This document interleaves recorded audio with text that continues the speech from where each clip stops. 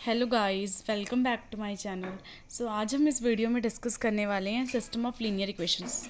ठीक है, जैसे आपने लीनियर इक्वेशंस के बारे में पहले से भी पढ़ा होगा, हम लोअर क्लासेस से पढ़ते ही आ रहे हैं लीनियर इक्वेशंस के बारे में कि अगर हमारे पास इक्वेशंस होती हैं तो उसका सोल्यूशन हम कैसे फाइंड करते हैं। हमने देखा है लोअर क्लासेस में जैसे हम पढ़ते हैं, सबसे पहले हम जैसे 7th और 8th क्लास से हम पढ़ना शुरू करते हैं कि जो हमारे पास लीनियर इक्वेशंस हैं उनको हम कैसे सॉल्व करते हैं। हम डिफरेंट मेथड्स यूज़ करते हैं, जैसे कि एलिमिनेशन मेथड हो गया, सब्स्टिट्यूशन मेथड हो गया या क्रॉस मल्टीप्लिकेशन मेथड हो गया। हम इन इक्वेशंस के क्या करते हैं, सॉल्यूशंस फाइंड करते हैं।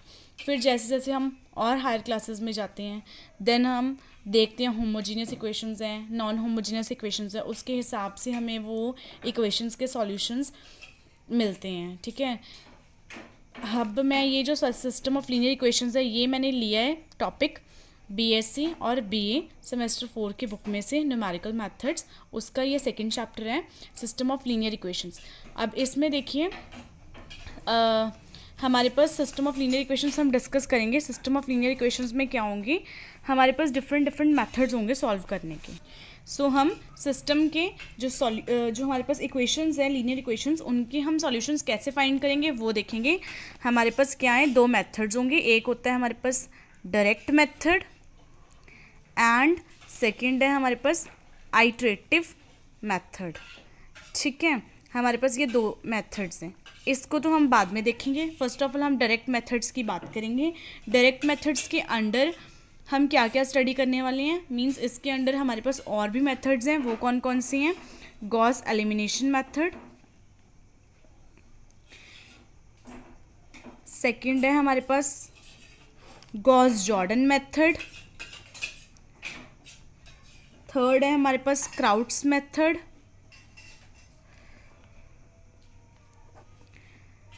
फोर्थ है हमारे पास कॉलेस्की मेथड। अब हम इस वीडियो में सिर्फ Gauss Jordan, Gauss elimination method discuss करेंगे। ठीक है, मैं आपको इस वीडियो में गॉस एलिमिनेशन मेथड से अकेले एग्जांपल, मतलब उसको, इस मेथड को लेके कैसे हमने सॉल्व करना है, और एक विद पाइवटिंग के साथ भी बताऊंगी कि हमने इक्वेशंस को कैसे सॉल्व करना है, कैसे हम उसके सॉल्यूशंस फाइंड करेंगे। ठीक है, सो देखिए पहले तो गॉस एलिमिनेशन मेथड है क्या। गॉस एलिमिनेशन मेथड में हम क्या करेंगे कि कोई भी हमारे पास गिवन लीनियर इक्वेशन है उसको हम कैसे ट्रांसफॉर्म करेंगे, ऐसे सिस्टम में ट्रांसफॉर्म करेंगे जहाँ पे हमारे पास क्या बन जाएंगे, अपर ट्रायंगुलर फॉर्म बनेंगे। सपोज अगर हमारे पास जो सेट ऑफ इक्वेशंस है वो इस तरह से है, a11 x1, a12 x2 and a13 x3 is equal to b1, and second equation है a21 x1, a22 x2, a23 x3 is equal to b2. Similarly third equation है a31 x1, a32 x2, a33 x3 is equal to b3. So हम क्या करेंगे, हम इसको Gauss elimination method से कैसे solve करेंगे। हमारे पास ये गिवन सिस्टम है लीनियर इक्वेशंस का, इसको हम ऐसे सिस्टम में, ऐसे इक्विवेलेंट सिस्टम में ट्रांसफॉर्म करेंगे जहाँ पे हमारे पास क्या बन जाएगा, एक अपर ट्रायंगुलर फॉर्म। अपर ट्रायंगुलर फॉर्म क्या होती है, जहाँ पे हमारे पास अपर साइड में क्या बने, ट्राइंगल बने, यही होता है। ये देखिए यहाँ पे, और बाकी के जो यहाँ पे एलिमेंट्स है वो क्या होने चाहिए हमारे पास, 0 0, ये होता है अपर ट्राइंगुलर फॉर्म। मींस ऊपर वाली साइड क्या बनना चाहिए हमारे पास, ट्राइंगल। ठीक है, ऐसे इस वाली सिस्टम में हमें इसको, इन इक्वेशंस को इस फॉर्म में हम ट्रांसफॉर्म कर देंगे। ठीक है जी, तो और जब हम इसको ट्रांसफॉर्म करेंगे, इसको ट्रांसफॉर्म कैसे, मतलब यहाँ पे 0 कैसे आएंगे, वो हम क्या करेंगे, ऑपरेशंस, वेरियस ऑपरेशंस यूज़ करेंगे। वो कौन कौन से होंगे, मल्टीप्लिकेशन, मींस इस इक्वेशन को किससे मल्टीप्लाई करें सो दैट हमारे पास ये वाली टर्म हमें नहीं चाहिए, इसका कोफिशिएंट हमें 0 चाहिए, एंड सेकेंड वाले में यहाँ पे क्या चाहिए हमें, ये दोनों, मीन्स यहाँ ये 0 चाहिए, तो ये इसका कोफिशिएंट x1 का और x2 का कोफिशिएंट थर्ड इक्वेशन में ये 0 चाहिए। तो इसको कैसे हम रिमूव करेंगे, बाय मल्टीप्लिकेशन एंड सब्ट्रैक्शन, मतलब वेरियस ऑपरेशंस यूज़ करेंगे। सो वो, या फिर हम इक्वेशंस को इंटरचेंज भी कर सकते हैं। तो वो आप देखिए, मैं एग्जाम्पल के साथ सॉल्व करके बताऊँगी आपको कैसे करना है। सो देखिए फर्स्ट क्वेश्चन है हमारे पास, solve the system of equations x + 3y - 2z is equal to -3। Second equation हमें गिवन है 2x - 6y plus Z is equal to 14। Third equation है -5x plus 6y plus 4z is equal to 14 by Gauss elimination method. सिर्फ Gauss elimination method से कैसे इस system of linear equation को solve करना है वो मैं बताऊंगी। सो देखिए, फर्स्ट ऑफ ऑल हमने इक्वेशंस लिख लिए हैं, ये हमारा सिस्टम 1 है, ठीक है।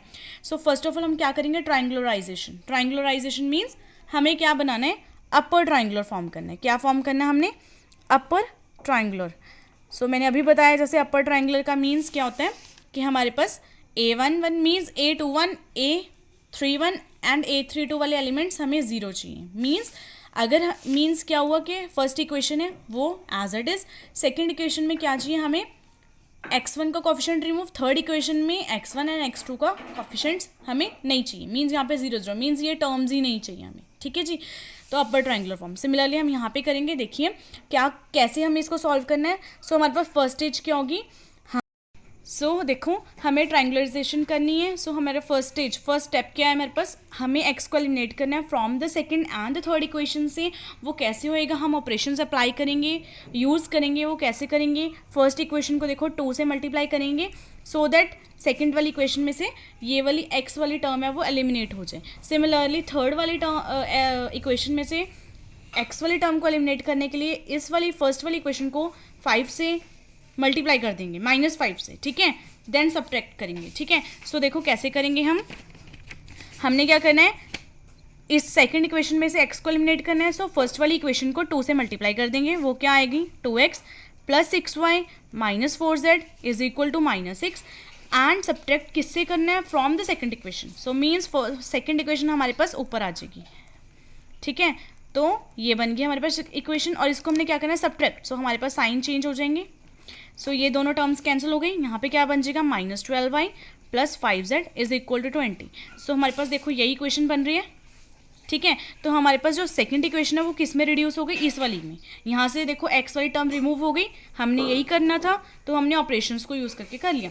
सिमिलरली हम क्या करेंगे, थर्ड वाली जो हमारी इक्वेशन है सिस्टम 1 की, उसमें से x को एलिमिनेट करना है। सो वो कैसे करेंगे, फर्स्ट इक्वेशन को -5 से मल्टीप्लाई कर देंगे, देन उसको सब्ट्रैक्ट करेंगे फ्रॉम द थर्ड इक्वेशन। तो वो कैसी होएगी, सी फर्स्ट इक्वेशन को -5 से मल्टीप्लाई करेंगे, -5x -15y plus 10z is equal to what, 15, यही बनेगा।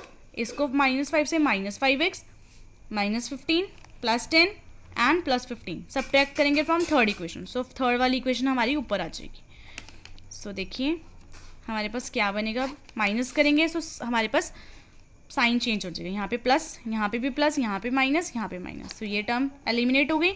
यहाँ पे कितना आ जाएगा, 21y प्लस -6z एंड -1। सो हमारे पास यही बन गई इक्वेशन थर्ड। सो हमारे पास ये कौन सा सिस्टम बन गया, सेकंड सिस्टम ऑफ इक्वेशंस, ठीक है। ट्रांसफॉर्म्ड किसकी, फर्स्ट जो हमारा सिस्टम था इक्वेशंस का उसकी ट्रांसफॉर्म्ड, इक्विवेलेंट ट्रांसफॉर्म्ड जो सिस्टम है ऑफ लीनियर इक्वेशंस वो हमारा ये बन गया। अब हमारा सेकंड स्टेप क्या है, वो है हमें एलिमिनेट करना है किसको, y को। कहाँ से, थर्ड इक्वेशन से। ये सेट हो गई। यहाँ पे हमें x चाहिए, क्योंकि देखो हम क्यों कैसे कर रहे हैं, क्यों कर रहे हैं, बिकॉज हमें चाहिए क्या था, हमें यही चाहिए था ना। देखो ये वाली टर्म्स हमें नहीं चाहिए, क्योंकि हमें अपर ट्रायंगुलर बनाना है तो हमें ये वाली टर्म्स चाहिए ओनली। तो इक्वेशन में ये वाली टर्म्स कैसे आएंगी, जब ये term plus this term remove हो जाएंगी। तो हमने फर्स्ट जो मेथड लगाया उसको एक्स को एलिमिनेट कर दिया दोनों में से। तो हमारे पास यहाँ से मीन्स यहाँ से कौन सी टर्म रिमूव होगी, A21, और यहाँ से A31 टर्म रिमूव होगी। अब हमारा मोटिव कौन सा रह गया, A32 टर्म को रिमूव करने का। तो वो कैसे होएगा, जब यहाँ से y वाली टर्म एलिमिनेट हो जाएगी, ठीक है। यहाँ से y वाली टर्म एलिमिनेट होगी तो वो कैसी होएगी, अब देखो eliminate y from third equation. For this second equation को हमें किससे मल्टीप्लाई करेंगे, -21/12 से, ठीक है। तो देखो क्योंकि हमें कैसे पता है कि हमने इसी से मल्टीप्लाई करना है। तो देखो क्या करेंगे, जो हमारे पास थर्ड इक्वेशन है उसका कॉफिशिएंट 21 और सेकंड इक्वेशन का जो कॉफिशिएंट है y का, उनका देखो 21 डिवाइड बाय -12, इससे हम मल्टीप्लाई करेंगे जब इस इक्वेशन को। तो हमारे पास क्या बन जाएगा, 12 कैंसिल, माइनस भी कैंसिल, तो हमारे पास 21 बच जाएगा। कॉफिशिएंट सेम हो गए y वाली टर्म के। तो हम इससे हमें आइडिया मिल जाएगा कि हम किसको, मतलब इस वाली इक्वेशन को किससे मल्टीप्लाई करें सो दैट हमारा y एलिमिनेट हो जाए, ठीक है। तो देखो मल्टीप्लाई करेंगे एंड सब्ट्रैक्ट कर देंगे थर्ड इक्वेशन से, ठीक है जी। इसको हम -21/12 से मल्टीप्लाई करके थर्ड इक्वेशन से एलिमिनेट करेंगे, तो हमारे पास जो न्यू सेट है इक्वेशंस का वो ये बन जाएगा, ठीक है जी। ये बन गया हमारे पास। तो देखो अब हमने क्या करना है, हमारा लास्ट स्टेप क्या है, बैक सब्स्टिट्यूशन। बैक सब्स्टिट्यूशन क्या मतलब, हमारे पास लास्ट इक्वेशन ये बनी थी, यही सिस्टम बना था। अब यहाँ से देखो z की वैल्यू निकल जाएगी हमारे से। वो कैसे निकलेगी, देखो हमारे पास ये बन रहा था 33/12z इज इक्वल टू 408/12। इसको सॉल्व करेंगे, 12 कैंसिल हो जाएगा, तो इसको सॉल्व करके हमारे पास क्या आ जाएगी 1/136/11। z की वैल्यू ये आ गई। z की वैल्यू हम कहाँ पे पुट कर देंगे, ये वाली इक्वेशन में पुट करेंगे, y की वैल्यू आ जाएगी। सिमिलरली अब y और z की वैल्यूज आ गई, उसको हम फर्स्ट इक्वेशन में पुट करके हमारे पास x की वैल्यू आ जाएगी। तो हमारे पास सोल्यूशन आ गए सी, ये हमारी x की वैल्यू आ गई, ये हमारी y की वैल्यू आ गई, ये हमारी z की वैल्यू आ गई, हमारे पास सोल्यूशंस आ गए, ठीक है। सो इसी वाले क्वेश्चन को अब हम कैसे सॉल्व करेंगे, देखिए आपने ये किया हुआ है, हमारे पास गिवन सिस्टम है इक्वेशंस का, लीनियर इक्वेशन का। तो हम ax is equal to b means augmented matrix होता है वो बना के, या फिर हम ऐसे, ठीक है। तो देखो हमने बना लिया ax is equal to b, A matrix हमारे क्या आएगा, सभी इक्वेशंस जो सभी वेरिएबल्स उनके कोफिशिएंट्स हमने लिख लिए। X matrix x y z होएगा, बी मैट्रिक्स हमारे पास कांस्टेंट वाली टर्म्स होंगी, ठीक है। तो अब हम इसमें क्या लगाएंगे, रो ऑपरेशंस लगाएंगे। देखो अब हमें अपर ट्रायंगुलर बनाना है, मीन्स ये तीनों टर्म्स हमें जीरो करनी है, ठीक है। तो वो ये सभी टर्म्स हम जीरो कैसे करेंगे, रो ऑपरेशंस अप्लाई करेंगे। देखो R2 में लगाया, रो 2 में लगाया, रो 2 minus of twice of R1, तो यहाँ जीरो बन गया। R3 में लगाया, R3 प्लस 5 ऑफ R1, यहाँ पे जीरो बन गया, एंड ये हमारे चेंज होते रहेंगे। तो अब हमें ये वाली टर्म को जीरो करना है with the help of R2, ठीक है। तो यहाँ पे ऑपरेशन लगाया 12 times R3 plus 21 times R2, then हमारे पास ये बन जाएगी सॉल्व करके। ये आप कैलकुलेशंस कर लेना, अगर आपको नहीं भी आती है तो मेरी प्रीवियस वीडियोज़ हैं वो आप देख सकते हैं, वहाँ पे मैंने पूरा सॉल्व किया हुआ है। तो देखिए अब हमारे पास क्या बन जाएगी, ये टर्म्स हमारी अपर ट्रायंगुलर फॉर्म में रिड्यूस होगी हमारी इक्वेशंस। तो अब देखो मल्टीप्लाई करेंगे, x plus 3y minus 2z is equal to -3 minus 12y plus 5z is equal to 20, और यहाँ पे x वाली और y वाली टर्म्स तो 0 0 हैं, सो 33z इज इक्वल टू 408। तो हमारे पास ये बन गया। तो अब यहाँ से देखो अगेन वही आ गया, सेम आ गई हमारे पास इक्वेशन जो हमने पिछले वाले मेथड से किया था, वैसे ही आ रहा है। यहाँ से z की वैल्यू आ जाएगी, सिमिलरली z की वैल्यू सेकंड वाली इक्वेशन में पुट करेंगे, y की वैल्यू आ जाएगी, y और z की वैल्यू फर्स्ट वाली इक्वेशन में पुट करेंगे, सो हमारे पास x की वैल्यू आ जाएगी, ठीक है। हाँ जी, सो अब मैं करने वाली हूँ क्वेश्चन आपके साथ discuss Gauss elimination method with pivoting के साथ, ठीक है। और ये क्वेश्चन जो हमारे पास ये मेथड है गॉस एलिमिनेशन मेथड पाइवटिंग के साथ, ये मोस्टली एग्जाम में पूछा जाता है और ये एग्जाम पॉइंट ऑफ व्यू से इंपॉर्टेंट भी है क्वेश्चन, ठीक है। सो देखो हम करने वाले हैं कि Gauss elimination method with pivoting. So first of all मैं ये आपको बताऊंगी कि पाइवटिंग हम क्यों कर रहे हैं, हम सिंपली गॉस एलिमिनेशन मेथड से क्यों नहीं, मीन्स क्वेश्चन के लिए हमें पाइवटिंग की क्यों ज़रूरत है क्वेश्चन को सॉल्व करने के लिए। सो देखो क्या होता है कि कभी एलिमिनेशन के दौरान, मतलब एलिमिनेशन करती हैं और फिर हम बैक सब्स्टिट्यूशन कर रहे हैं किस में, गॉस एलिमिनेशन मेथड में। तो क्या होता है कभी कभी हमारे पास मैट्रिक्स इस फॉर्म में आ जाता है कि हमारे पास जो फर्स्ट एलिमेंट है A11 वहाँ पे ये ज़ीरो होता है। तो देखो गॉस एलिमिनेशन मेथड मैंने आपको अभी समझाया है कि ये वाली इक्वेशन के साथ हम नेक्स्ट जो इक्वेशंस हैं उसमें हम x वाली टर्म्स को रिमूव करते हैं, फिर y वाली टर्म को रिमूव करते हैं with the help of first equation. So हमारे पास अगर यही टर्म ज़ीरो है तो हम नेक्स्ट वाले टर्म्स में x को एलिमिनेट ही नहीं कर पाएंगे। तो इस कॉज को मीन्स यहाँ पे अगर हम डिवाइड भी करते हैं, देखो क्या रीज़न लिखा हुआ है कि it is possible that a division by zero can occur, कि ज़ीरो से डिवीजन या कुछ भी कोई और ऑपरेशन भी लग सकता है। तो हमारे पास जो ज़ीरो है ये प्रॉब्लम कॉज करती है। सो इस प्रॉब्लम को ओवरकम करने के लिए हम पाइवटिंग यूज़ करते हैं। पाइवटिंग में होता क्या है, हम रो इंटरचेंज करते हैं। मीन्स अगर यहाँ पे ज़ीरो है तो हम क्या करेंगे, हमें पाइवटिंग में क्या करना है कि हमने फर्स्ट कॉलम में देखना होता है कि हमारे पास सबसे बड़ा जो एलिमेंट है, जो नंबर है वो कौन सा है, जैसे 7 है तो ये वाली पूरी रो इंटरचेंज होगी, फर्स्ट रो बन जाती है, तो ये हमारे पास फर्स्ट पाइवट एलिमेंट बन जाएगा। तो ऐसे होते हैं, ठीक है। अब यहाँ पे 0 हमारे पास कॉज करती है, अगर हम simple Gauss elimination method use कर रहे हैं तो 0 है हमारे पास, वो एक प्रॉब्लम कॉज कर रही है, तो इसलिए हम पाइवटिंग यूज़ कर रहे हैं ताकि रो इंटरचेंज करते हमें कोई भी इशू ना आए, ठीक है। एंड सपोज़ एक और एग्जांपल लिया मैंने, जैसे ये मैट्रिक्स लिखा है, यहाँ पे अगर हमारे पास सब, यहाँ पे फर्स्ट इक्वेशन, ठीक है, इसकी हेल्प से इसकी हेल्प से अगर हम नेक्स्ट इक्वेशंस में से एक्स वाली टर्म रिमूव भी कर रहे हैं, तो देखो सेकंड कॉलम में यहाँ पे y वाली टर्म है 0 हो गई, है ना। तो हमें जो नेक्स्ट वाली टर्म्स हैं, इसका मतलब क्या, हमें सेकंड वाली इक्वेशन में y वाली टर्म तो चाहिए ही थी ना, सिर्फ x वाली टर्म रिमूव होनी चाहिए थे। तो अब इसकी हेल्प से हमें नेक्स्ट वाली टर्म्स को भी 0 करना है, तो इसकी हेल्प से वो हो ही नहीं सकती 0, तो यहाँ पे भी हमें कॉज हो रही है, कोई प्रॉब्लम कॉज कर रहा है ये, तो इसलिए भी हम पाइवटिंग यूज़ कर रहे हैं ताकि हमें ये प्रॉब्लम ना आए। अगर 0 आ रहा है हमारे पास कोई टर्म तो वो इंटरचेंज हो 0, इसलिए हम पाइवटिंग यूज़ कर रहे हैं।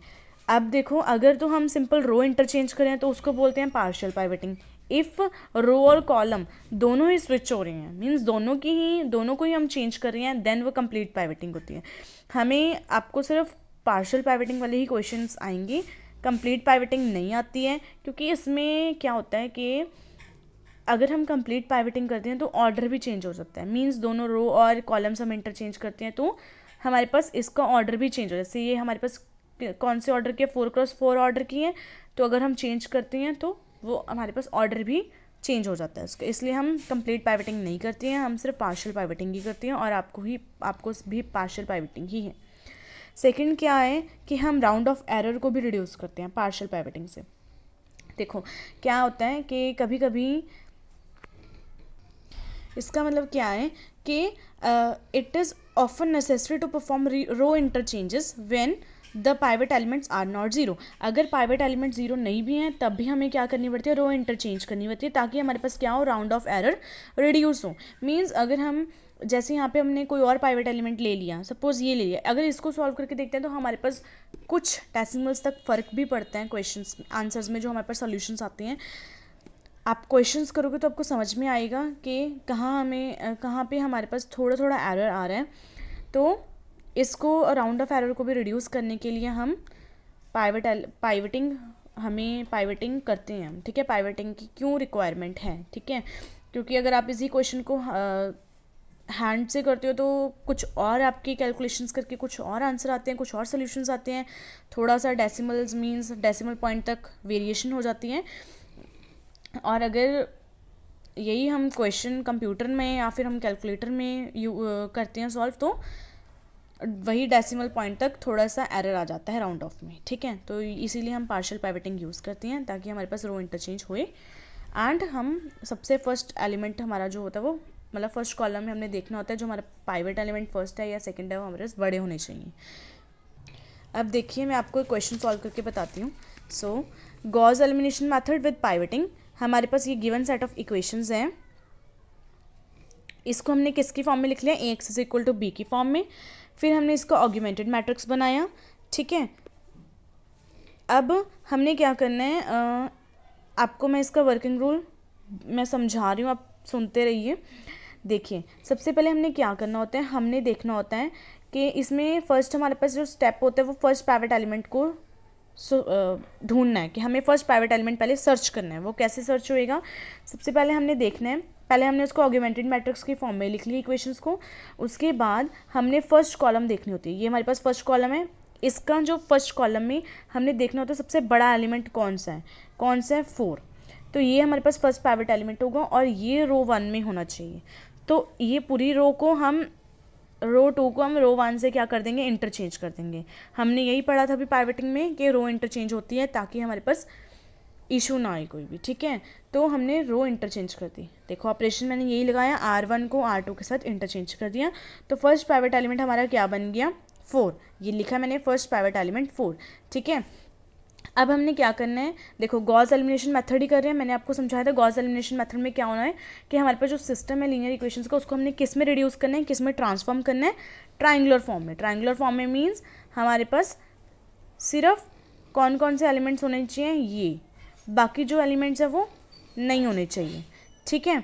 सो अब हमने इसी में रिड्यूस करना है। इट मीन्स हमारे पास ये टर्म्स हमारे पास क्या होनी चाहिए, ज़ीरो। तो देखो मैं कैसे वो ज़ीरो करूँगी, ऑपरेशन अप्लाई करके। फर्स्ट पाइवेट एलिमेंट ये हो गया, इसकी ही हेल्प से हमें नेक्स्ट जो एलिमेंट्स है उनको ज़ीरो करना है, ठीक है। सो देखो रो 2 में मैंने ऑपरेशन लगाया, twice of R2 minus of R1, क्योंकि देखो twice of this 4 minus of 4 0 बन जाएगा 0। सिमिलरली रो 3 में ऑपरेशन लगाया मैंने, 4 times R3 minus of R1 means 4 times 1 4 minus of 4 is equal to 0 बन गया। सो हमने पूरा इसमें लगा दिया, पूरी रो में ऑपरेशन लगाया ये, एंड हमारे पास ये बन गई इक्वेशंस, ये हमारे पास मैट्रिक्स बन गया, ठीक है।